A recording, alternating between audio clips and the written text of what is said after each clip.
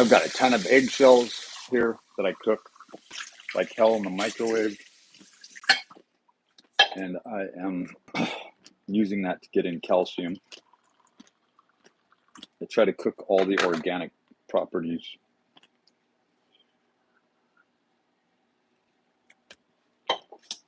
as much as possible out of those eggshells. Calcium is extremely important.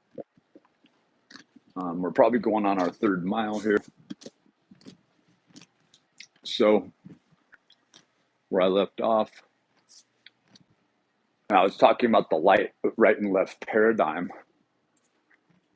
and the fact that no matter if you want to pretend you can get away from right and left,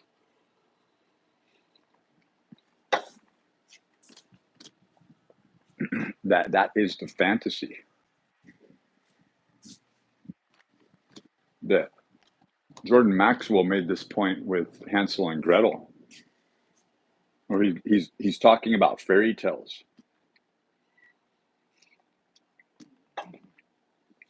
And he's showing this is the same story that's being told over and over again.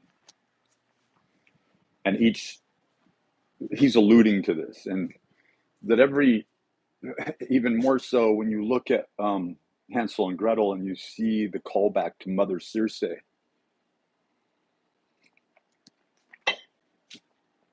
He goes on to say something about like Captain Kirk, right? The USS Enterprise. And the concept behind that is sort of the sci-fi, the science fiction aspect of a certain paramnesia, a self-induced paramnesia. But when you get into the inescapable aspects that I was talking about the other day, where you're looking at Michael Segru in his last interview, and he's talking about, I kept thinking about Easter Island because I'm thinking about the statuary there.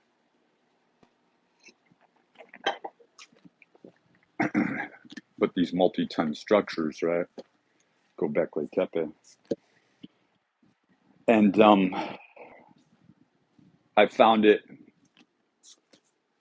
surprising, like especially if those words were to come out of the young Michael Segru during his lectures in the 80s, as to talk about what do you think? I mean, to talk about finally going. I mean, there's a lot of inferences there. I'm paraphrasing in his last interview there on his channel. You can check it out. It's under World History, to say that mushrooms may be behind these psychedelics.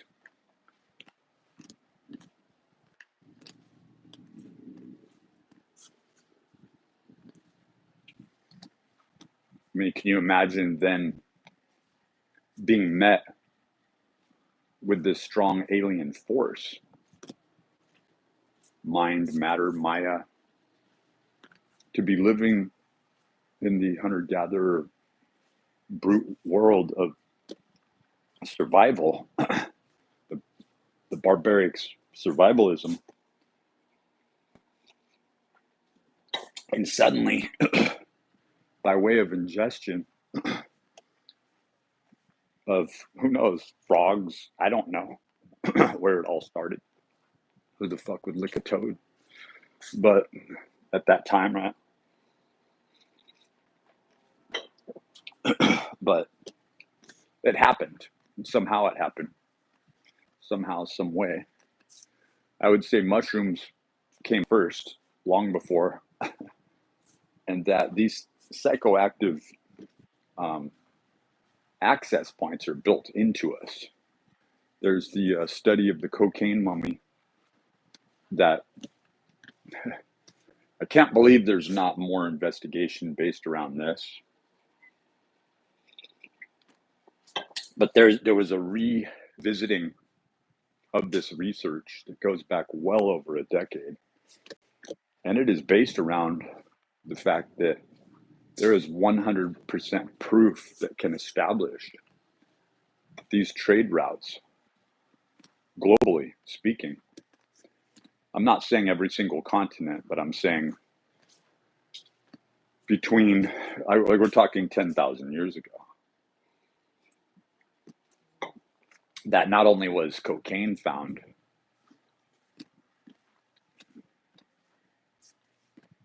and that's why it's called the cocaine mummy, but it was wrapped in tobacco. So you can understand why, but in this day, with Joe Rogan and all the other channels that are just pretty much mainstream, Sean Ryan's becoming mainstream. And maybe there is, correct me if I'm wrong. Maybe there is, some investigation into this that I haven't seen, and it'll be coming up in the next big meme phase of shorts. The weekly or the 3-day topic that everyone seems to center around the flock. But when you look at that, you're talking about the drug. Like, you then have to ask yourself, how long before, right? And I'm not calling cocaine a psychoactive agent, but what I'm saying is that many other drugs go part and parcel with this, to where there wasn't just a control of peoples and slavery produced through drug-induced mechanisms, let's just say, from an abstract, but before a neurolinguistic program control system, there was the held information, right? And the utilization at certain times. And so when you have these people who are already looking at the stars, they're already aware of themselves in the event, and they're already curious, but they don't have the inclination, or like Michael Segru in that interview talks about, the sedentary aspect available to them. They're not able to sit at leisure and go through rumination for any length of time. And probably those that would be the shamans in a particular community, for lack of better, would be part and parcel genetically to those who incurred injury and were taken off their feet for a long period of time, or were purported to die and then come back from death, and to go through these certain processes that could only border on sort of a hypnagogic hallucination mind state. But back to the subject of psychodrive, psychoanalytics, you had your first psychonauts as far as what we may be able to establish, right, through actual research. And to say that there were entire cults and religions that were based on the planned use of these psycho-driven agents, and that they coalesced with certain thought processes, ideas, ideologies, and focuses that, notwithstanding, had to do with the study of astrological truths, anomalies, seasonal. They were able to think for the first time, in other words. But there was always thinkers that were probably turned into the barbarism and sort of the,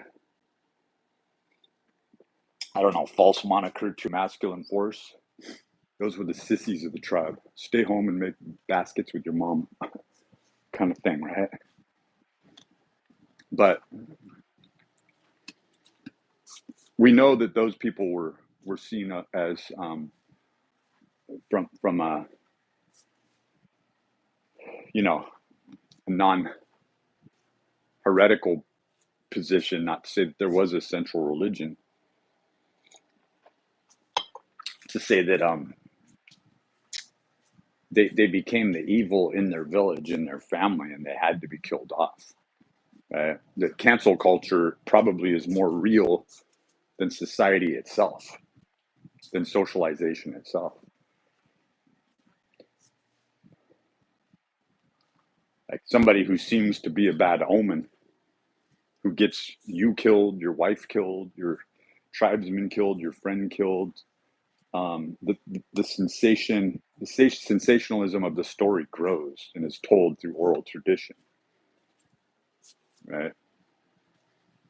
That you slowed people down, or that you did something incorrectly, or you did something that was outside the scope of total focus on survival.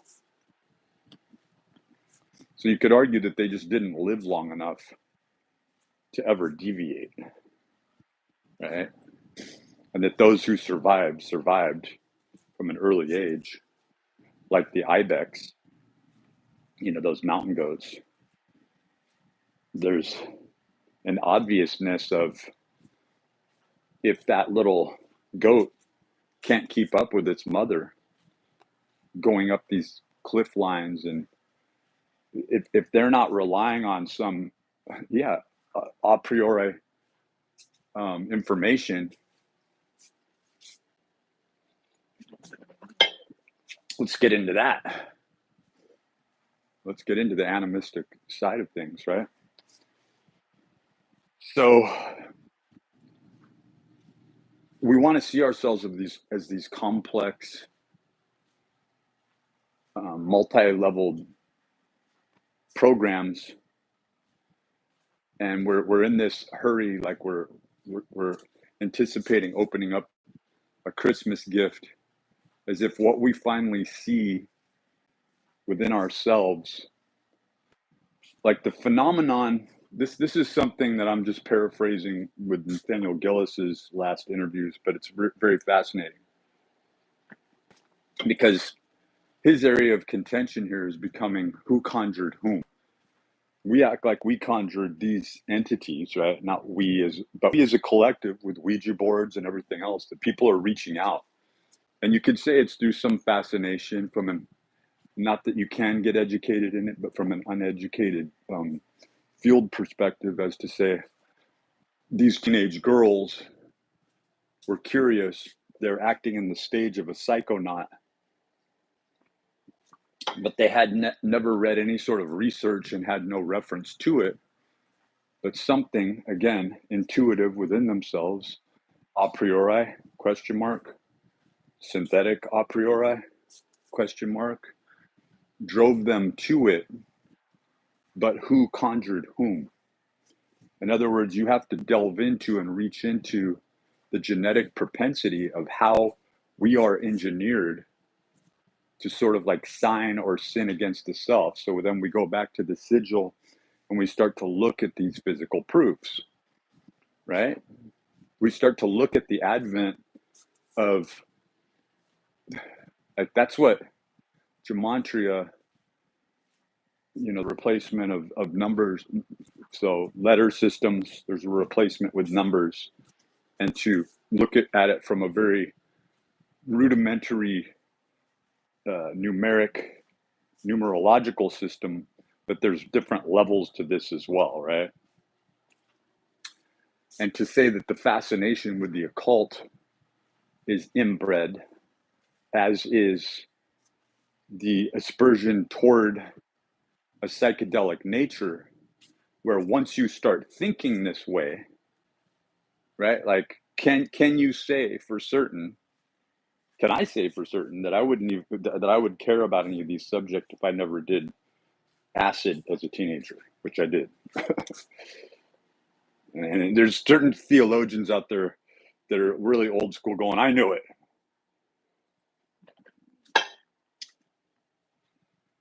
And for me to refute those people and say, oh, you're so one-sided, these are parallel systems of constants. Do you see what I'm saying? Like, it's not the opposition of a right-left paradigm. It's the fact that there's the inference that many programs, aside from this dualistic aspect, you get into dualism, non-dualism, and all this determinism, outright nihilism, that all these programs are true and correct and have to, like a Turing machine, they have to play themselves out, right? And it's not a woe is me for believing such myths truths. It's when you believe this fundamentally, you have to come down to the fact of asking the question of infinality in totality. If I look at this as an entity, atheism as an entity, to say if I give it credence and I give it a direction and I make a symbol out of it and I make a sigil out of it, and there is a way, and maybe it seems like there's a justification at times, um, through its own determinism, but I'm able to actually create a sigil, show the symbolism, show the energetics, and prove it to myself, to a group, um, to a sort of Platonic type group of peoples, right? I mean, you could say Stoicism itself heavily relies upon such a thing where right now everything is brought out into a transparency, into a light, right? So say instead of every system being bullshit and we're looking for a theory of everything, how about the unity being, let's validate them all. In fact, instead of casting one out, let's look at everything as everyone and everything as a universe building model. Then you start to see implications that come directly in line with why John Dee's importance is paramount. It's because the reason we have to be careful, as it's been cautionarily told in a very profound way, biblically and in any other religion that you see around the world that is on running as a Turing program, okay? The reason that it's so important, these cautionary tales, is be careful what you think. Be careful what you investigate, because you are connecting with an energy source that is pre-existent, right? And it may not have been called atheism. There may not have been those four horsemen, right?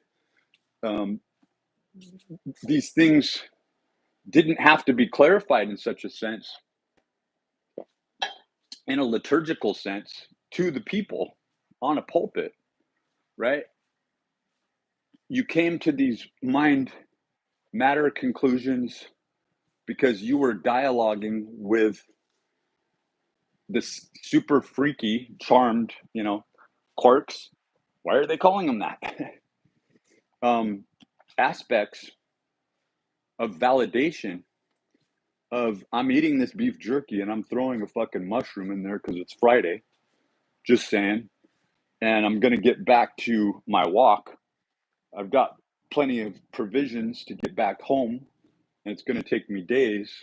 But I know this meadow, I know this pathway, and it sure would be nice to trip balls. No language, just an inclination, just thoughts, right? So-called Neanderthal, right?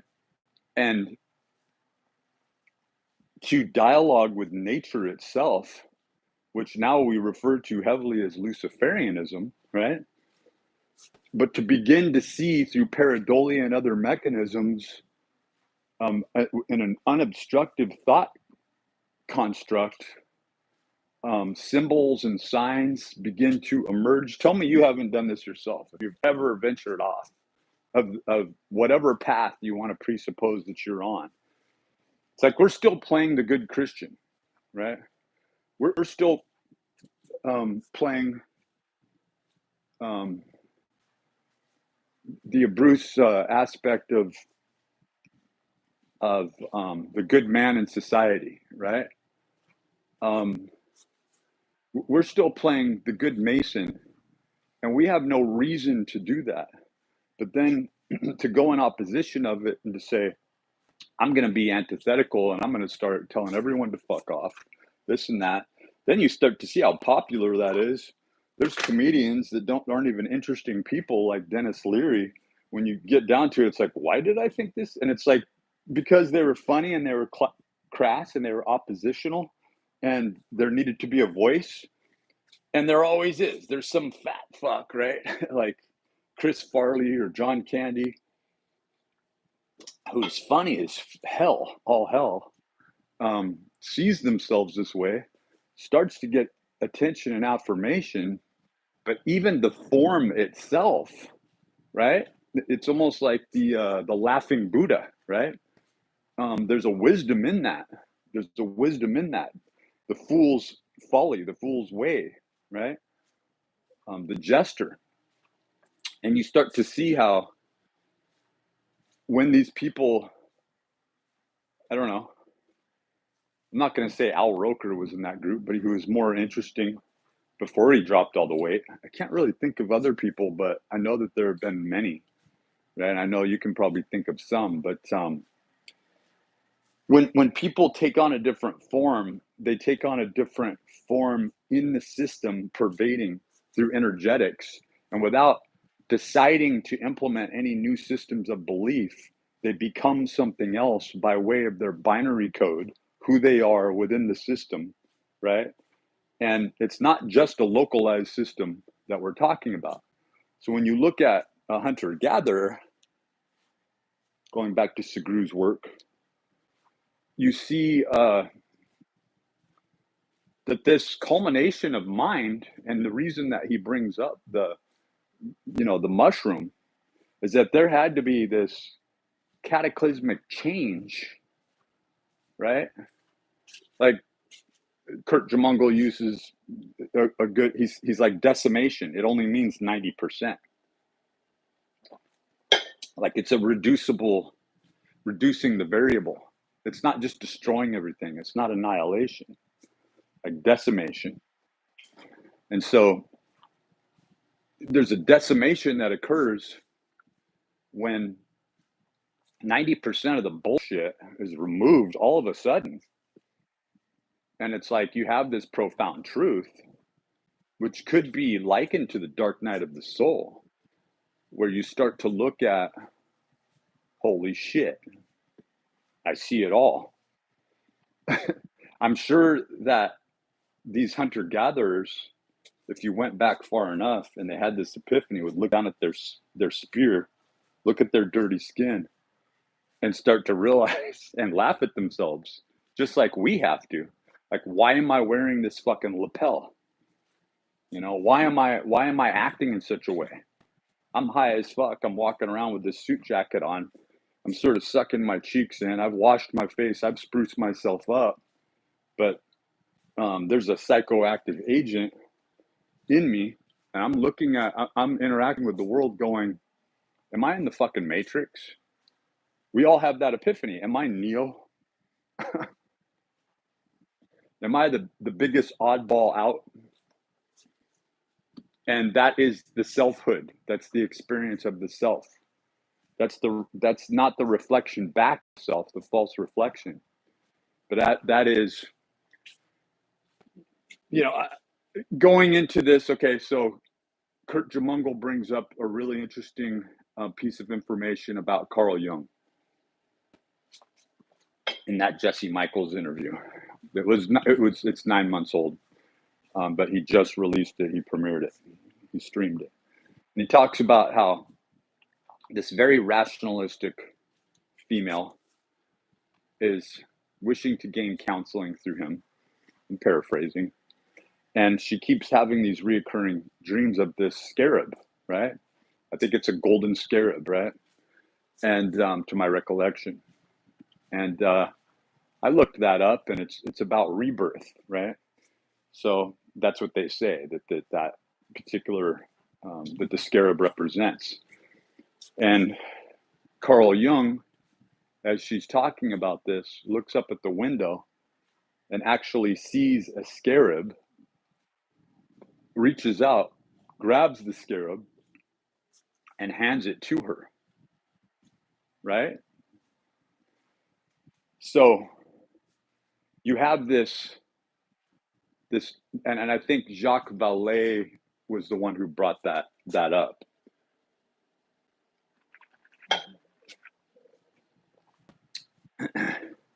So you have this symbol of interaction, of manifestation, but of consolidation, as to say, like, rather than Carl Jung casting the prospect away and saying, like, can you see?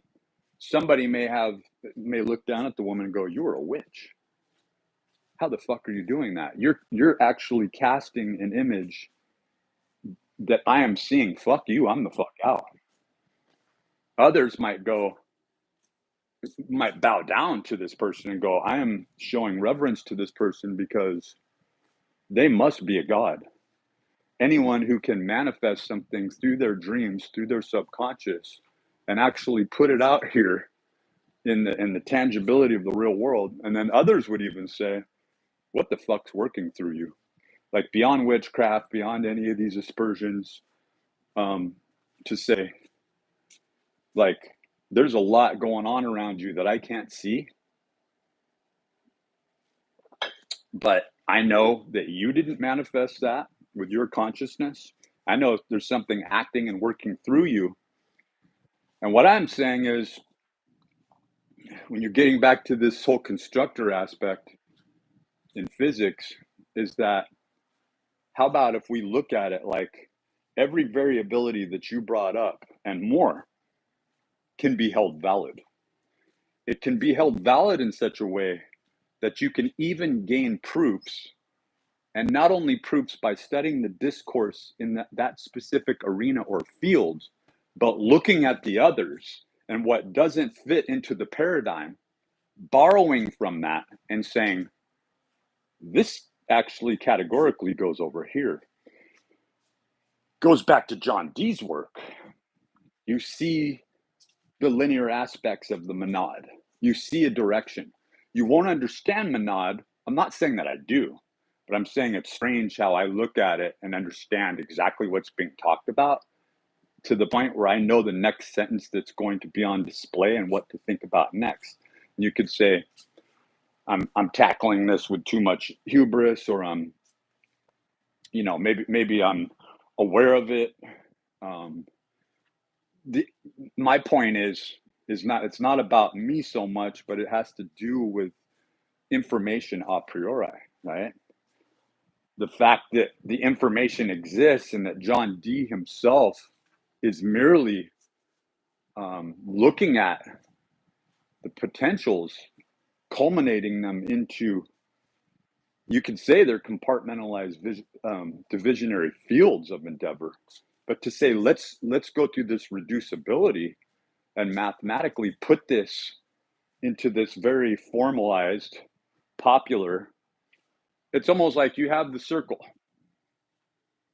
right? In occult circles, they make a circle. You can equate that mathematically to pi, right? You can look at it from an architectural standpoint. You can see that in technology, right? You see the disk, you see the information. You can look at it in mechanics. You can see it as a cog or whatnot. You can even see it as a level, right? But the point is that, okay, you're looking at a linear representation. Then you're looking at the perpendicular 90-degree angle. Then you're looking at the half sphere. You can't leave out non-Euclidean spherical mathematics or Leibniz study on optics, and therefore fiber optics, and therefore binary sequence, and zeros and ones, left and right, right? And how those. So where are you? Like, you're the observer. Like more so, I feel that the double slit experiment is telling us there's multiple perspectives, or you could even say it like the quarks are all represented in equal. And I'm just choosing quarks because you have the six, right? Up, down, top, bottom, charm, strange. You have the six reoccurring spheres in the center point over and over again. The tree of life, the flower of life, however you want to esteem it, but it's this reoccurring codified network of information. And really it is getting back to Manad of how do you fill up. Like, if we were to look at this thing with energetics as a structural component that I've talked about a lot of times, just inference, the structural aspect of Manad has to be supported for foreseeable and unforeseeable events of cataclysm, right? The water bear, right? As to say, this thing pills up. It pills up into and around this little tiny molecule of water. And that little tiny molecule of water keeps it alive. It can stay alive for thousands of years, but it is, and it can survive space, but it is in a form of stasis, right? And anything that will survive takes on this. And yeah, I do mean to infer Levin and his work, because it's like you can't remove the xenobot and the anthrobot from the discourse because of this embryonic aspect, right? There really is a spontaneous birthing aspect, even though we see it through cultural ritual, and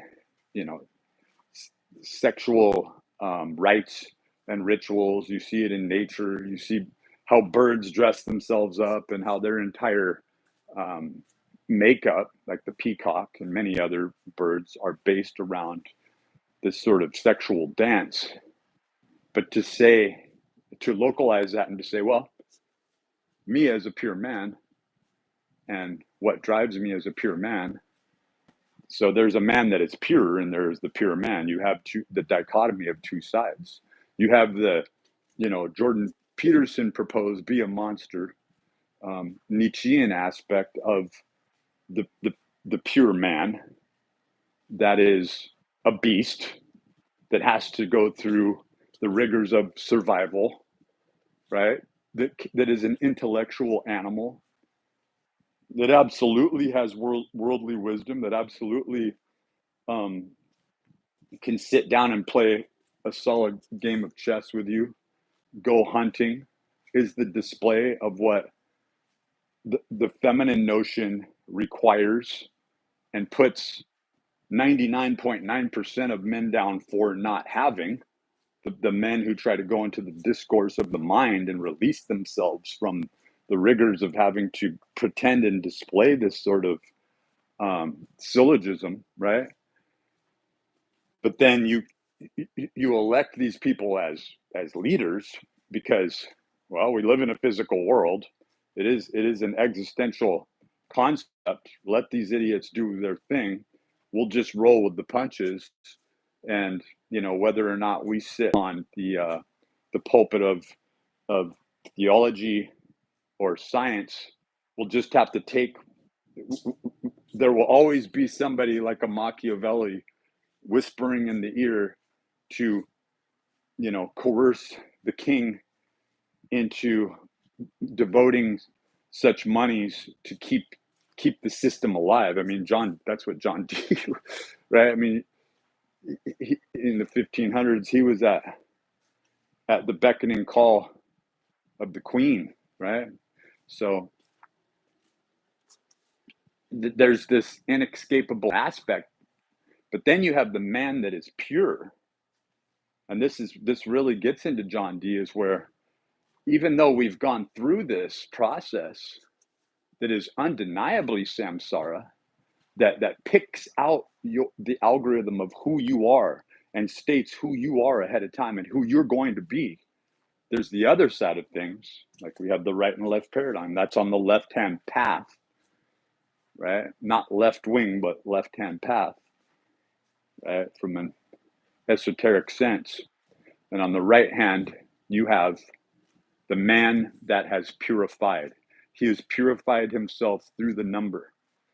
Because not only would you have to be a dynamically good observer, and even to maintain a certain autism, to look at these numbers and to see these numbers in everything that you do and to be immersed in them, right?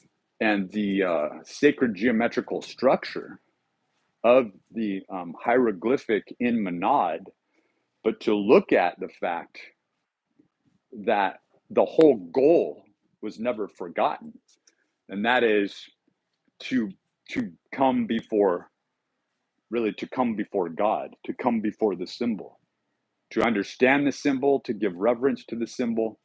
And the reason we can't escape it is because when we look at PHI, capital PHI, phi, I like to pronounce it, phi, you look at the number sequence of 0, 1, 1, 2, 3, 5, 8, 13, 21, brought this up many times, but you start to see something that'll start driving you crazy after a while if you really look at this, especially if you run the parallel, like the Gauss sequence, 101 on the way up, 101 on the way down. You go cross-sectionally using diagonal mathematics in a very crude way, and you'll always come back up with 101, right? So there's something that happens there where there's an interplay on paper of these two number systems, right? Where you just take a simple crude, let's count to 9, right? 1, 2, 3, 4, 5, 6, 7, 8, 9. Let's assume 0, that 0 is an actual thing, that there can be a 0. So you get into nothingness, right? Let's put that on the left. Let's put on the right monad, that 0 truly actually represents something, and that this phi or phi formulation could not occur on the left-hand side, because through the whole systemology of PHI, there's a counting back at the last number system, and 1 wouldn't even exist, right? So you wouldn't even have this whole Fibonacci sequence occurring at all if you weren't to count the 0, which is monad, has to be monad. It's been validated as monad, right? Because it is a 1. So it is like a reflection of the 1. I'm going to leave you there, and there's plenty of times when I've talked about this, but it is a very odd thing to think about, especially when you go through the circuitous route of putting this as a sort of Rosetta Stone under other areas of endeavor as a specter, right?